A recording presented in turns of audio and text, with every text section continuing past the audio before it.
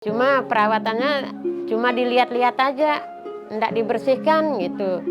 Setelah kontrol 3 kali, kita diukur kakinya itu, tiba-tiba dokternya bilang, "Oh ini jalan satu-satunya Bu, ini diamputasi aja," dia bilang. Akhirnya, oh ntar dulu kalau mau diamputasi, terjamin enggak sembuhnya.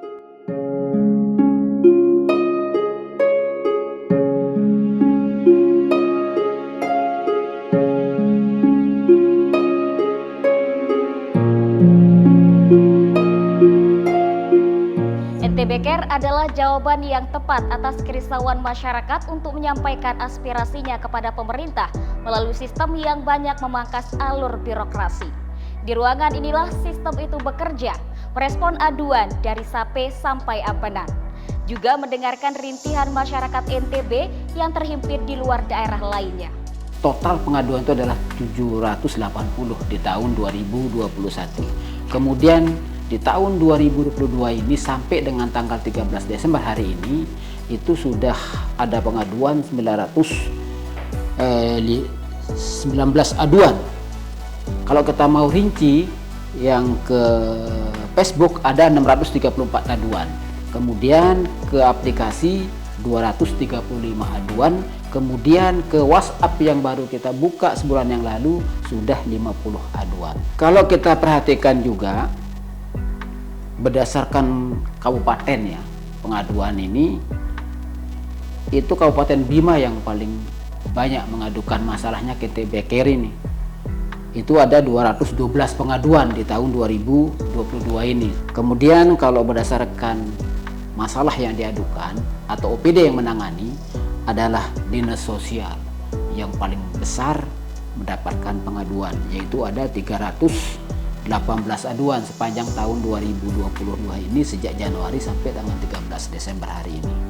Kemudian Dinas PUPR ada 147 yang kedua, kemudian beda tipis dengan Dinas Kesehatan itu 146 aduan.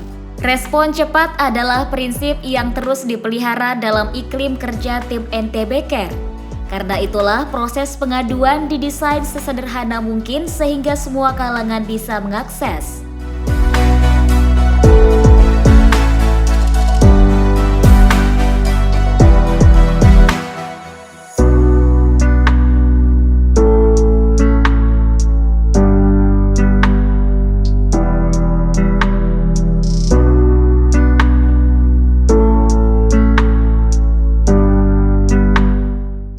Hasilnya berbagai aduan masuk dengan membawa masalah hidup masing-masing, baik berkaitan dengan diri sendiri dan orang lain yang dikategorikan dengan pengaduan infrastruktur dan non-infrastruktur. Kami dari NTB Care akan sedikit bercerita tentang beberapa aduan yang kami tangani yang cukup berkesan dan memiliki tantangan tersendiri dalam penyelesaiannya. Yang pertama, aduan dari Ibu Baik Wirasari, di mana suaminya Pak Lalu Sapirin ini sakit, kemudian lumpuh dan tidak bisa berbicara dan tinggal sendiri di sebuah desa yang cukup dalam di daerah Kabupaten Lamandau, Kalimantan Tengah. Saat itu ketika aduan kami terima, kami segera berkoordinasi dengan dinas-dinas terkait, Dinas Sosial Provinsi, kemudian Dinas Sosial Kabupaten Kalimantan Tengah, kemudian Lamandau juga. Dan pada saat itu segera dilakukan asesmen di lapangan.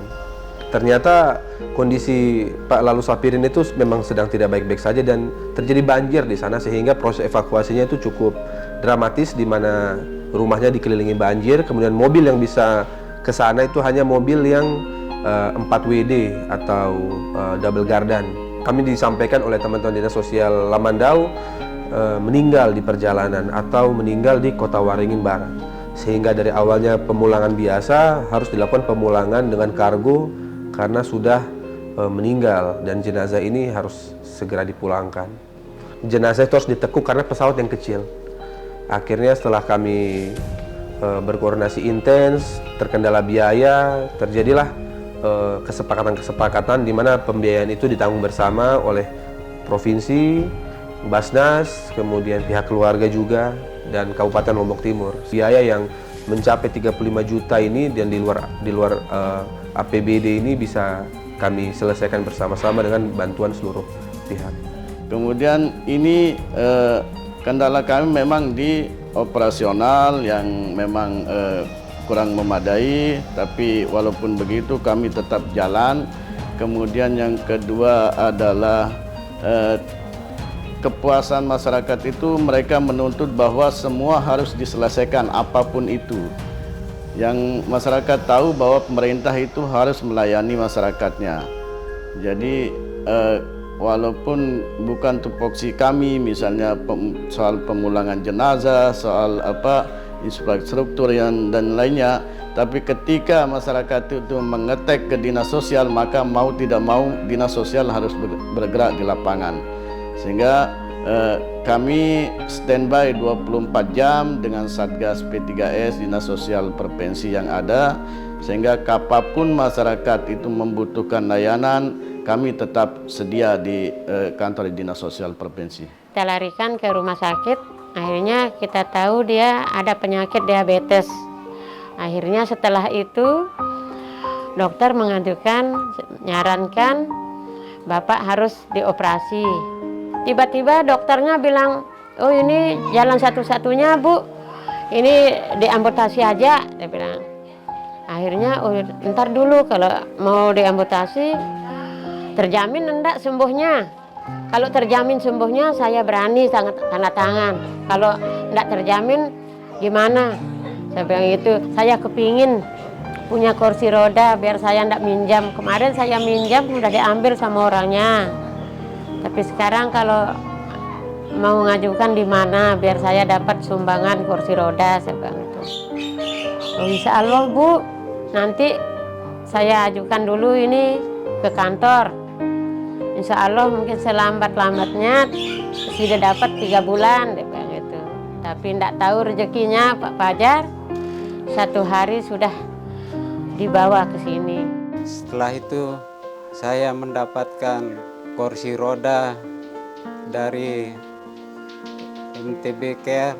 Saya sangat senang dan tidak kaku seperti biasanya. Yang mengirimkan kursi roda langsung dari anggota NTB Care.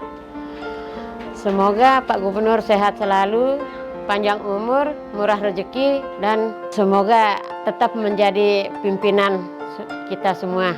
Jelas kami sangat puas dengan apa yang kami lakukan, dan saya bayangkan, saya melihat senyum dari teman-teman saya di lapangan ketika begitu selesai menyelesaikan tugas-tugasnya. Saya kadang-kadang juga menitikkan air mata, bagaimana mereka bisa menyelesaikan tugas-tugas ini. Tanpa kerja keras mereka, yakin saya tidak akan bisa ini. Tapi dengan selesainya pekerjaan ini, berarti mereka tidak main-main. Itu artinya mereka serius, semangat, dan tulus untuk menyelesaikan tugas-tugasnya. Di tengah kesulitan hidup yang dihadapi masyarakat kurang mampu dan dengan segala keterbatasan, membuat mereka kadang bergantung pada uluran pemimpinnya. NTB Care hadir sebagai wakil pemerintah Provinsi NTB mengisi ruang-ruang pengaduan yang membutuhkan respon cepat. NTB Care adalah mata dan telinga pemerintah.